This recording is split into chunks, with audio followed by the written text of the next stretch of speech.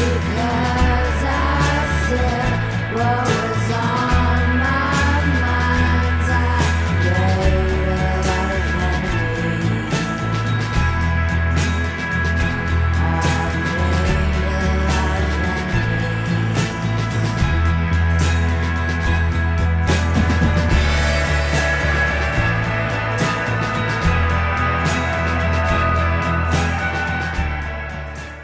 Welcome, everyone, to another episode of In Defense of Climate Change. My name is Bryce Nickels. I'm a professor of genetics at Rutgers University, and I'm joined once again by Roger Pielke Jr., who is a professor emeritus at the University of Colorado Boulder, a senior fellow at the American Enterprise Institute, and the man behind the curtain of my favorite climate science and policy substack, The Honest Broker. So, Roger, how are you doing today? I'm doing well. Thanks for that very nice introduction.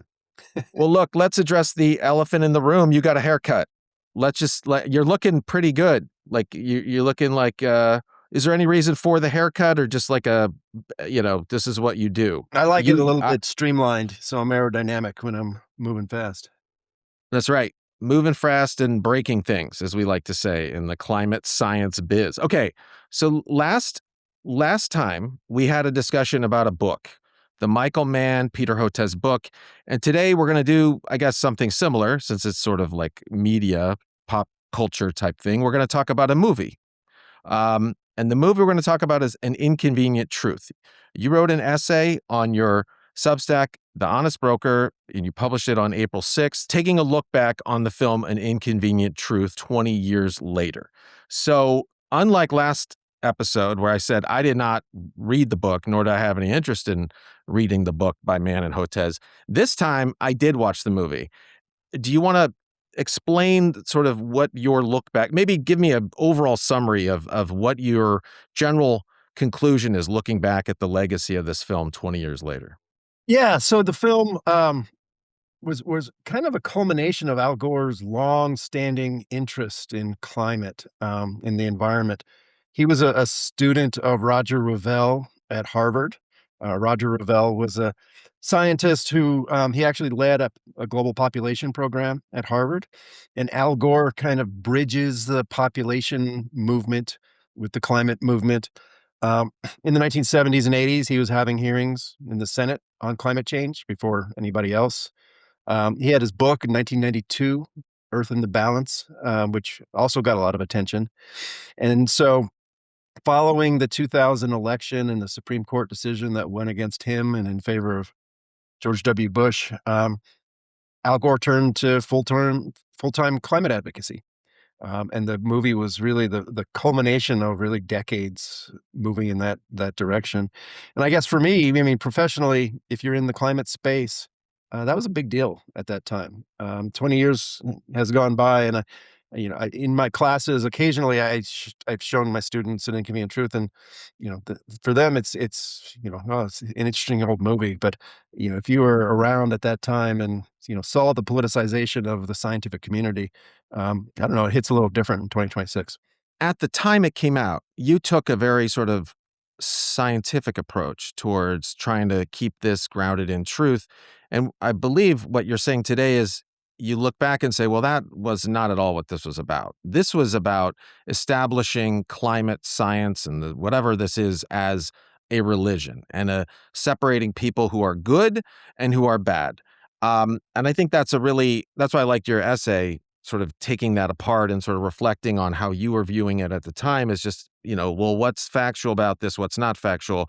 And today you're saying, well, that didn't matter at all. It didn't matter what was factual and what wasn't. The key thing is Gore went full religion here. He was giving a sermon from the Mount and separating people into the right and the wrong. And watching it again, you just see that like incredible dynamic. And I frankly, it's just incredibly emotionally manipulative. And I think of a textbook case of how you can take what really should be a scientific discussion and leverage that for some agenda. And that's, I guess, before we getting into the movie, I do want to go back to your comments about Gore himself. And I guess you're implying that the motives behind this were pure, that he had this sort of pure, at least this idea that like his intentions were good, and perhaps he maybe was willing to do some sort of unethical things, basically lie, frankly, because a lot of the movie is just propaganda and lies dressed up as, obviously the title's called Truth. So is that is that really fair to say that like at this that he had pure motives here? I mean, I don't want to sound conspiratorial, although I am, but it does seem like, come on, there had to be something else going on that was driving him, whether it was political or financial or something that would explain why he would do this. Because this is not a person operating in principle looking back. Because a person operating in principle would not use what are demonstrable falsehoods at the time to push their agenda or narrative. So I don't know if you want to comment on that. Yeah, I mean, the interesting thing to me about the legacy of An Inconvenient Truth is not really about Al Gore.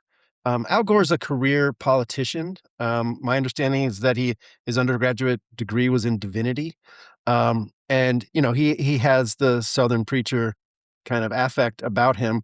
The idea that a politician would use a topic that I have no problem believing he sincerely cares about the environment and climate change, but they would use it as a wedge issue to advance their political careers, or in his case, his financial career. I mean, that seems all pretty normal to me. So I'm not too worried about his motives. In my piece, as you saw, my concern was much more that the scientific community, leaders of scientific institutions, wholesale embraced Gore's approach and his message. And, it's I mean, looking back, so I wrote in my piece about the 2009 meeting of the American Association for the Advancement of Science, AAAS. It has, whatever, 130,000 members across the country. The idea that a politician giving a sermon would be the headliner at the AAAS meeting, it just it for 2026, it just looks strange. I mean, can you imagine imagine in 2026 um, if AAAS hosted Donald Trump Jr. to come and rant and rail about the things he cares about. It would just be bizarre. And for me, it's the reception that An Inconvenient Truth had in the scientific community. That was the legacy. And Al Gore's doing his thing, and he's still talking about climate change, and I see him every time the cops come around, the Conference of Parties to the Framework Convention. He's still doing his thing. But that was a moment in 2006 for sure. There were two things in your essay that I wanted to sort of like, that I think are extremely important points we can get into. Was one, you said that Gore was using science symbolically to preach the gospel of the new apocalypticism, and scientists rose to their feet to give an amen. So I guess first, can you explain what is meant by the new apocalypticism? Yeah, so I draw on the work of a sociologist, I think he's still at Syracuse University, Michael Barkun. And he talked about how um, in religious interpretations, there's going to be an apocalypse, a second coming, there can be redemption. And what he says is, well, this idea of a millenarian apocalypse that's coming, it morphed from being a religious concept to a secular concept, and it was grounded in science. And he was writing this in the 1980s. And there always has been in environmental movements this idea that we are destroying the planet, whether it's too many people or it's, our emissions of greenhouse gases. There's this story that's being told, that has all of the elements of religion, that we are sinning and we cannot get redemption and we can be saved by changing our behavior, and that will avert the coming apocalypse. And so I tie that in to the role that Al Gore played, and it's not subtle. He was enlisting the scientific community as kind of the authority, as kind of the priest-like figures, because none of us can see what the future climate might bring, and but these secular priests can. They have sophisticated climate models, and Barkin's very clear that the world interpreted through models is part of this new apocalypticism. Um, and so Barkin argues that this fulfills, a very common role in our societies, and it just so happens that it moved from the religious world to the secular world. And Al Gore's movie is probably one of the best examples of what, his 2006 movie was a great example of what Barkin was talking about in 1986. Right, and you introduced, I guess, a word that you introduced that I didn't, know before is this term eschatology. I don't know if you wanna explain what that is. Yeah, it's talking about end times and, how, if you go to the Bible or other religious texts, um, there's a lot of musing on end times. And so again, it's just the secular version of something that is very common in religious settings. And if you look at the movie and you just saw it, you've seen it more recently than I have. Um, it it it comes off as a sermon, and it started out as a PowerPoint presentation. So you're right, it was pretty boring, but it wound up, being a sermon, and he ends at the end with, here's the path to salvation. Let me tell you how.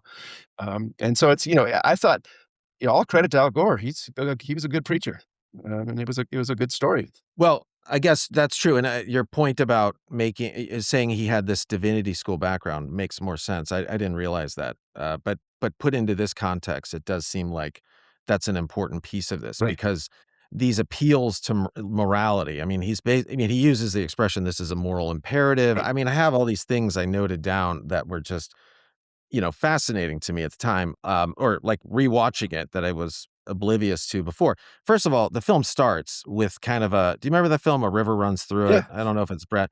It has this like serene stream and it's talking about, oh, will this still exist for our children? And it makes this it pulls on the strings of like, do you want to do the right thing by your Right. kids? Partially, sort of connecting to the joy of experiencing nature for the first time. At the end of the film, with the pieces of advice it gives to Right. people watching the film, one of them even says, like, kids, talk to your parents and Right. kind of bully your parents into doing the right thing. Call the energy company and ask them why they're not doing green. It has all these like, statements that recommendations of things you should do to act on the message that it just gave you. But it also does things that I found quite concerning, like linking this to Nazism, just overtly. Like he has this a moment in the film where he references Winston Churchill in Mm. 1938, and if you knew that like you could do the right thing, we would, great times call for great leaders to step up. It also evokes 9/11. And this is on the right after 9/11, the terrorist attacks in Lower Manhattan. He shows an image where floods are going to come in and overtake where the memorial for the 9/11 victims would be, and he says, do we want to let this happen again? So he's sort of hitting the patriotism button. He's hitting the emotional pleas to the be a good parent. He even uses these one thing he also uses is this quote, this famous Upton Sinclair quote about how people will have I actually forget. Do you know the quote off the top of Oh, your is it the head? Is one that where he says, it's hard to get somebody to do something when their paycheck depends on it? right? Yeah, Which is yeah. quite ironic because he's referring to claims that scientists that have been trying to raise alarms are being silenced in the context of these oil companies. But what you see moving forward from that is perhaps the opposite, or even at the time. I don't know if at the time climate scientists were, like you yourself faced kind of silencing when you were just trying to say things grounded in the fact and not sticking with the dogma. So I thought that was quite interesting that he would claim that, the climate scientists themselves were the ones that were being, subject to this idea, this Upton Sinclair quote. But and then there's one other thing that I found. Let me see if these use of these cartoons. He had these strange cartoons where he had sun rays that were coming to the earth and they were happy sun rays and they weren't allowed to leave because the CO2 would pulverize and beat them to a pulp and leave the carcasses of the sun rays behind on the earth. Just like very, very strange coercive imagery that I just found like very interesting. All these things. Watching it again, I did not notice what was being done to my brain. So I guess I do think it's useful to go through some of the like what was right, what was wrong. I know you say that like, and that's not really the core issue looking back, but can we do that a little bit here? Because I Yeah, think sure. it's useful. And first, I did want to ask, can you explain what the title refers to? Yeah, the title is supposed to say that there's a truth out there, a scientific truth about the reality of climate change, and it's inconvenient for fossil fuel companies, Republicans, people who are opposed to action on climate change. And it gets back to this idea of this linear model that if only you accepted the truth, then you would also accept, the path to salvation. I do want to say the Nazi analogy is interesting because at that time, the term of art for the bad guys was climate skeptic. And a few years later, I don't know if it was connected to An Inconvenient Truth or not, but this phrase climate denier was coined and popularized, and the people who coined it explicitly linked it to Holocaust denial.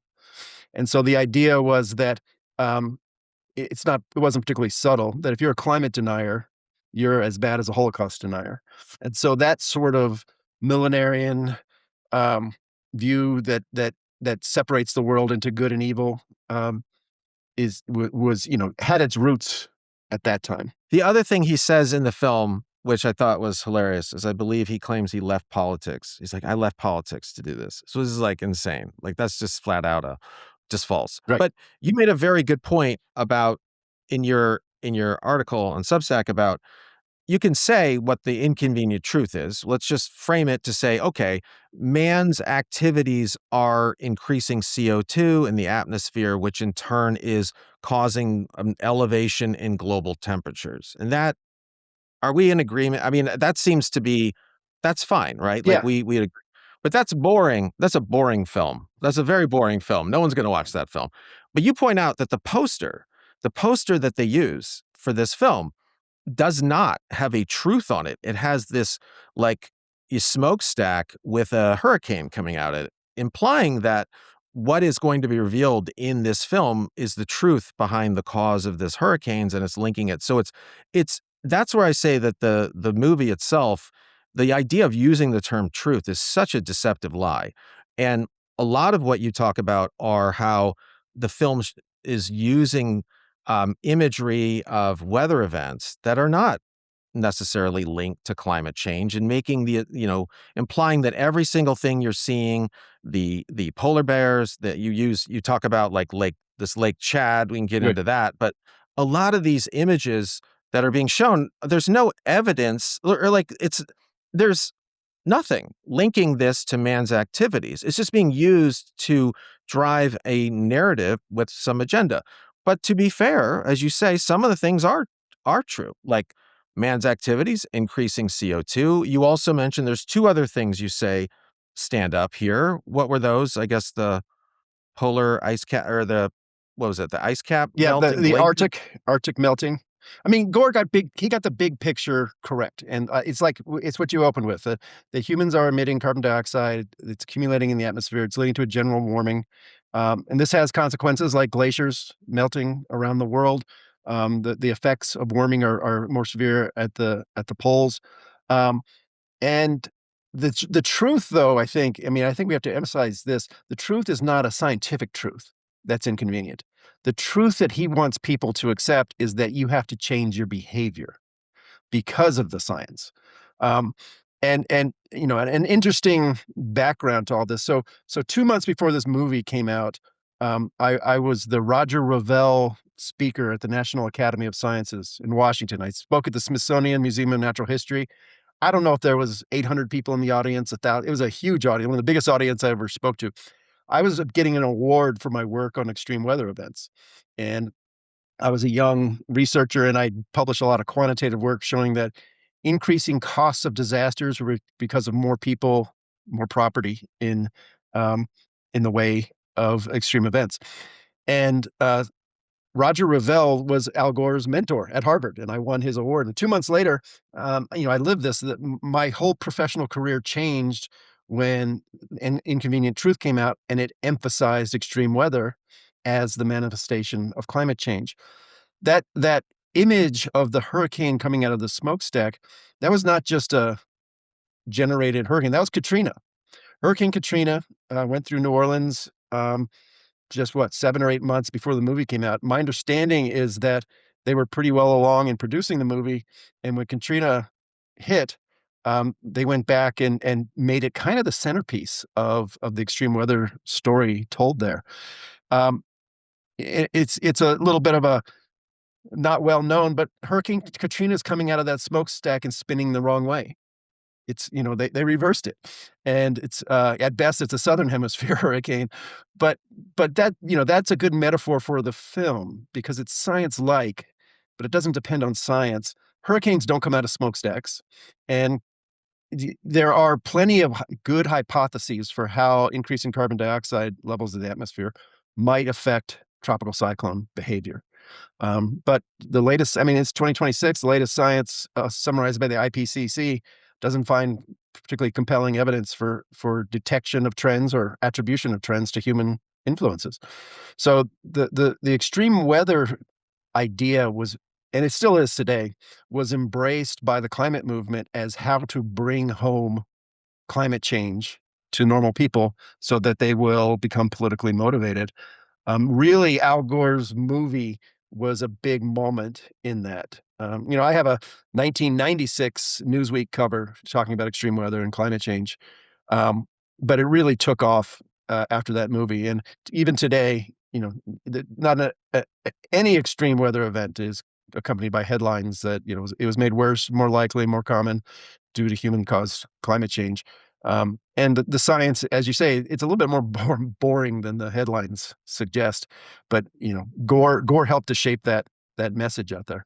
Well, it's not boring here, Roger. That's what I said. We're going to try to make climate science and climate change discussions be exciting in a way that's grounded in sort of facts and truth, or as close as we can provide. Because I think one of the key things you point out is, well, I think you would agree that this movie did harm, like overall harm, not just to sort of climate science and sort of, trying to get policies that fit with the reality, but just to sort of the idea that the public will trust scientists in general, and that if that's important or not.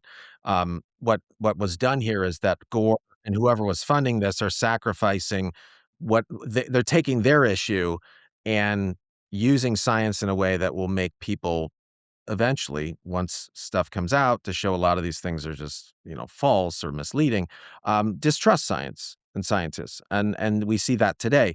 This is also a very, the dynamic here is very reminiscent of with the vaccine discussion and the vaccine debate. And I did a discussion with Aaron Siri, who wrote a book called Vaccines Amen. The dynamics of the vaccinologists behaving in ways that resemble more of a religious dogma rather than scientists is exactly what you're discussing here as it relates to climate change and climate science. But the key thing, and that's the problem, is that, as you say, there are things that are accurate in the film. And there are, you talk about the Arctic summer sea ice was in decline and all of these things can be true, but at the same time, you have this guy like making all these false accusations. Like if we're trying to deal with these real problems, then using an approach that involves emotional manipulation and statements that are not grounded in really any like credible science, it's just going to undermine it in the long term. And you make another, what I think is the second point that I wanted to highlight from your essay was, and I'll just read it here. An Inconvenient Truth and its aftermath provided a lesson yet to be fully appreciated. Political exhortation grounded in science will not drive the technological change required for global transformation. Technology and politics must evolve together, with science playing a supporting but not central role. So can you talk about that? Yeah, so I mean, if we want to talk about the big thing that Al Gore got wrong in this movie, I mean, we can talk about Lake Chad and then it's hurricanes and things like that. But the big thing he got wrong, and he says this at the end, is that we have all the technology we need to transform the global energy system. All we need is political will, and political will is, in his sermon-esque term, is a renewable resource, and it's not particularly subtle that what he's saying is, we need to elect people like me, not people like them, and then we'll solve climate change. And the reality is that if the concern is decarbonizing the global energy system, that's a technology problem, and that is replacing or advancing energy systems with energy systems that do not emit carbon dioxide. Close down the coal plant, build a nuclear power plant. Um, and if you do that sort of thing and you still have some carbon dioxide you want to mop up, then suck it out of the atmosphere and store it somewhere. These are all technology problems, and many of the technologies for deep decarbonization simply don't exist. It's not a matter of political will. Um, I wrote a piece recently about ozone depletion, and that was a precursor to climate change. Long story short, the fact that industry developed substitutes for chlorofluorocarbons, which were damaging the ozone layer, the substitutes opened up markets that industry wanted to exploit and make money.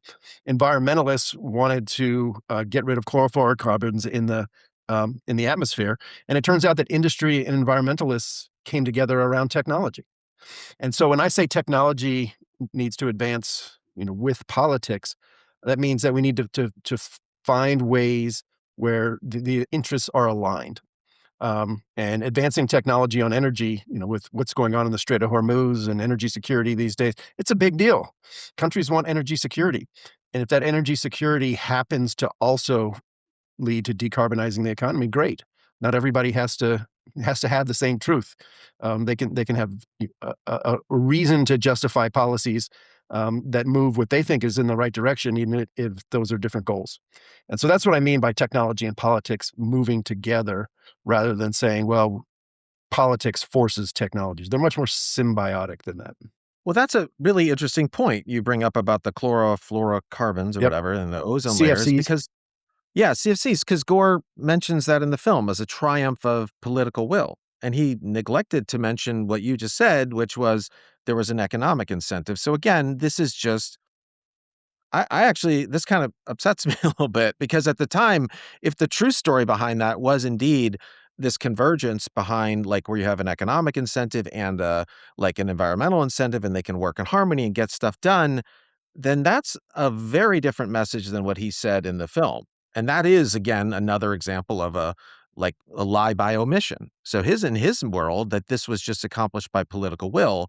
It didn't have a economic incentive, but you're saying it did, and he knew at the time that it did. Yeah, of course, he was in the Senate when the Clean Air Act amendments were put forward in 1977. So yeah, I mean, this is similar to the book review we talked about last week. Gore is much more artful and diplomatic and politic about things than the Man in Hotez book, but really the story he's telling is a partisan story. That if you get the politics right, then everything else falls into place. And that also is not correct. The way things happen in the American system and other systems is people who disagree about some core values find a way to compromise and come together. It's not about political will. It's more about uh, coming up with policy options that a diverse set of people can get behind. And that has been the problem of climate change, not the fact that people don't believe the right truth. Yes. So very important. I also want to go through some other things you say he got wrong. So we are not on the brink of apocalypse, and we've said this other times. Yep. So we agree. We're not, except from gain of function virologists. That's where we agree that maybe is where the more dangerous, like the more existential threat comes in. And this is an important one. I think most types of extreme weather have not become worse. Yeah, and people don't have to take it from me. Go to the IPCC, um, Intergovernmental Panel on Climate Change, the international body that was created in the late '80s to assess the massive volumes of climate science published. Periodically, about every 5 to 7 years, they write a report. They've been very consistent since the beginning that changes in most type of extreme weather have not been detected, meaning they haven't seen trends. And, some have. There are more heat waves, for example. There's more intense precipitation in some locations. There's increasing soil moisture deficits. Um, and, less extreme events, but, the seas are indeed rising and expected to continue. But for the big headlines, like the hurricane coming out of the smokestack or tornadoes or floods, or hydrological, meteorological drought, the IPCC is very clear that they have not achieved detection with anything resembling any high confidence.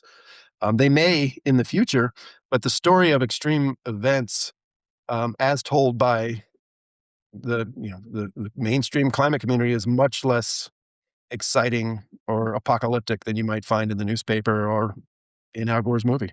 The societal impacts of weather and climate have dramatically lessened. That's another important point. Yeah, so And this speaks to your research that before you got silenced, I guess, a little bit. yeah, it's hard to claim I've been silenced.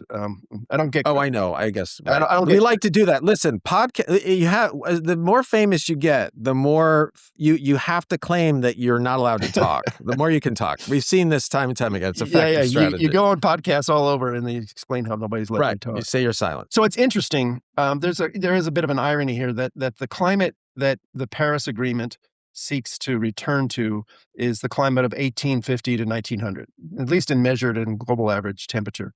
The 1870s were one of the most intense, destructive decades in modern human history, going back hundreds of years, in terms of loss of life around the world. By some estimates, 4% of global population died, mainly due to drought. 1877-78 was a massive El Nino event, not related to climate change, but which disrupts climate around the world. And if you just run that forward, the number of people who die every year from extreme weather events has gone down by 2 or 3 orders of magnitude. These are not small decreases.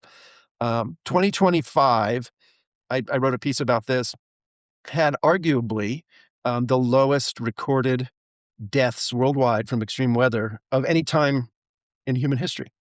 It was still something like 10,000, depending on how you count. But every life is precious. But boy, it wasn't 10 million, wasn't 50 million like in the 1870s with a much smaller population.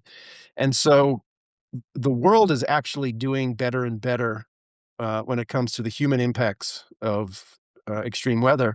And it's interesting to see extreme weather framed as getting worse and worse, and the impacts getting worse and worse, because that's contrary to the evidence. You say wealthier societies build stronger buildings, maintain better early warning system, invest in flood defenses, and can afford to evacuate. A richer world is a more resilient world. It's just not, it's an inconvenient statement to sort of link economic growth to protection from climate threat or whatever. It doesn't feel good. I don't feel like a good person if there's money involved. I have to feel like a good person in order to have the correct view of this issue, I think. And I'm obviously. Yeah, well, this isn't even, it's not rocket science. And so when people push back against this, it is kind of baffling to me, because there's a lot of places you could make some claims, and this is not it's not a hill to die on. Well, but it's not, to me, it's really simple, because you set this up perfectly to say this has become, for whatever reason, again, I think it was because of a short-term goal. It's very easy to push these buttons and make this a battle of good versus evil. And you see it in the film, they leverage, you're dumb if you don't agree with me. Right. They show people that disagree, and they're like, oh, the scientists are all in universal agreement about this, and but the media's not. Are you going to be listening to the media that's bought and sold by oil companies, blah, blah, blah. Oh, and he sets up this fake phone call. Remember this? I don't know if you remember this. He stages a phone call where he's investigating, oh, there was a lobbyist in the White House that was must have been from oil and gas. I know that guy. I'll be right down. All of this is just propagandizing. And I guess in his head, I don't know, but it does seem like he put this as whatever he needed to do to accomplish this transformative change on climate policy. He was willing to do it because he thought it was the right thing. It was the morally just thing. And I guess to me, that sucks. We saw that happen in other cases. Obviously in COVID, the dynamics were similar. And I think people see that dynamic, as I said, in vaccines. And I don't know, we have to get away from that, but it's a very easy button to push, the good versus evil. You're a good person. I see this, I guess, with my students. It is something they do want, people want to do the right thing. They want to help people. They want to protect lives. They want to protect the environment. All of this makes sense. And to tell them if you don't act, you're a bad person is really gross and manipulative, but it's effective. So it's done time and time again. Anyway, Yeah, that's and my I sermon. agree with that. I'm, this may be the political scientist in me. I get less worked up about politicians doing political things. I mean, the dividing the world into good guys and bad guys, evil and moral. I mean, that's kind of as old as politics. The thing that again that troubles me is when the scientific community decides, oh, we're going to do that too, and Right. Well, exactly. and Yeah. And that's what's done. I mean, and right, you point this out, like, and that's what does bother you. That's what does bother me. And I don't see a way we get away from it because it's effective. right, People do things that are effective. So without a better approach, it's just going to keep happening over and over again. But at least we'll have the ability to talk about it on a podcast yeah. because, as you know, podcasting is the way in which you can make transformative change these days. Sorry. It's an inconvenient truth. It is. Yeah. It's an inconvenient truth. Okay, so I think that was perhaps are there any final thoughts you have about the film or its legacy or something we haven't covered? One thing I will say, one thing that's interesting to me, and I didn't expect this really. There's been a lot of discussion of my piece, which I appreciated, but in the comments of my post, but also on social media, and there's an effort for people saying, "Well, no, we distanced ourselves from Al Gore's movie back in the day." Or many prominent scientists did, and that's really not how I remember it. He came for some criticism, but I looked up some of the reviews, rave reviews from leading voices in the scientific community at the time. So the fact that there are some people today who want to distance themselves in the past suggests to me that it doesn't sit well. It hasn't aged well in the last 20 years, at least in terms of how the reception was in the scientific community. Oh, that's a good point. I like learning that people are pretending that they weren't like doing full-throated embraces Right. of this film. And what I did forget, this film sets up, I forgot to ask you about this, the terminology thing. They use global warming as the existential threat. Like, can you just remind me exactly like the history of using that term versus climate change and how that fit in historically here? Yeah, I mean, some people make a big deal about the changing vernacular on climate change. I mean, the Intergovernmental Panel on Climate Change was always climate change, going back to um, the 1980s. Um, my thinking is that the terminology changed when the advocacy movement moved more towards extreme weather event. The idea that a couple degrees global warming, oh, that sounds nice. Turn up the thermostat. A couple degrees wasn't going to work. Global warming didn't have the the punch rhetorically, um, but scientifically, climate change is accurate. So if people, the other thing is that climate change is a description of statistics. So if you say the climate has changed, pick your favorite measure, precipitation or temperature. What we're saying is that we've seen evidence in data that the values have changed. The mean or the variance or something has changed in the data. Climate change is not a causal actor. And at some point, the rhetoric changed so that people say, well, climate change caused this, or the drought in Syria was caused by climate change, which doesn't even make sense because it's like saying, the baseball player hit a home run and that was caused by batting average change. I mean, that's not how it works. The hits cause the batting average to change, not vice versa. And so there has been a complete lack of precision in how we discuss the issue in popular discourse.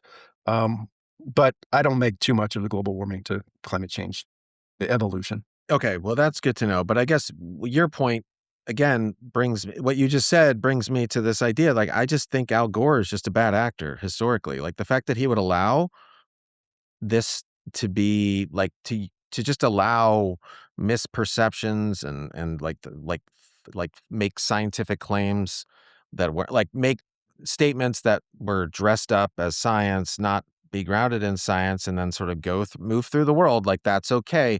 I think that's very just damaging and sort of in anything. I mean, I'll use the term. It's sort of moral. There's a moral imperative to not do that, frankly. So I don't see how that behavior is any way, shape, or form could be considered moral. Like it's dishonest, and whether or not there's some greater good that he hopes to achieve by it, I don't see the value in that like long term. It doesn't make sense to me. But again, perhaps we're just part of the bad people in this side of the debate. I don't know.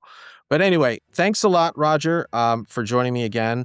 And I hope we will, I guess, I don't know what we're going to talk about in our next one. It's not going to be a book or movie, probably. Although, I don't know, maybe a river runs through it. We could talk about that. I brought that maybe up. a play or something. Or a play. That's a great idea. We'll find a play. But anyway, until next time, everyone, I should say, I forgot to mention, please subscribe to Roger's Substack, The Honest Broker. As I said, it's like very, world class. It's the world's most important Substack or on climate science and climate policy. And so until next time, this has been Bryce Nickels talking with Roger Pielke Jr. on Science from the Fringes in defense of climate change. Take care, everybody.